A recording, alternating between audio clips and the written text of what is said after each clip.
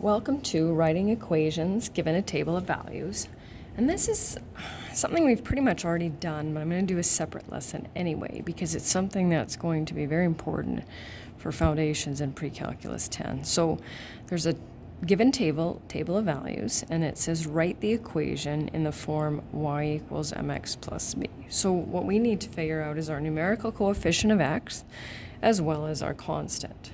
So if we look back to when we did the real life linear equations and expressions, our numerical coefficient comes from the constant difference here, right? So we add 3, right? That becomes that number. And then in order to determine our constant, we can do one of two things. We can multiply it by an x value. So 1 times 3 is 3, and then figure out how we get from 3 to 5.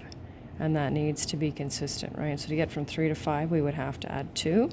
And then the other alternative, remember, is what we call the 0 step, where you continue the pattern, put 0 in for x, what would your y value be?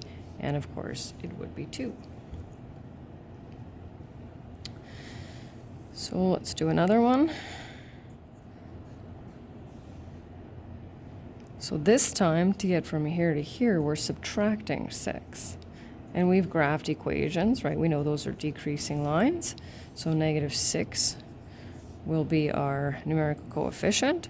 1 times -6 is -6. And how do we get from -6 to -12? Well, we subtract another 6.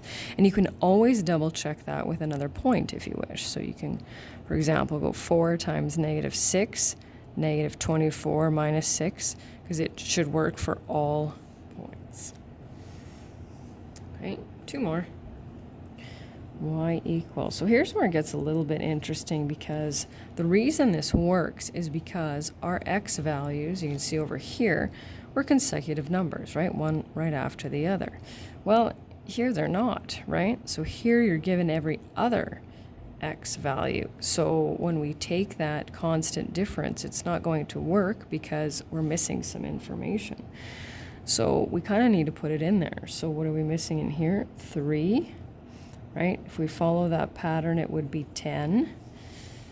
And I don't think we need any more, even though we could put the 1 in if we wanted to, right? So what's the difference now going from 10 to 12? -2, right? 10 to 8, -2. So now we're okay.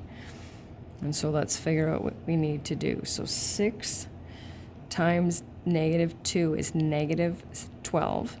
And how do we get from -12 to 4? It's a pretty big jump. Well, we need to add 16 to that one. And the last one, y equals x. So now this time we're given every other value, but we still need to sneak some of those in there, right? So 2 would be 25, right? So then we've got a constant difference of +5. And let's see, what do we have here? 2 times 5 is 10 plus what equals 25? Well, that's 15. And that's the end.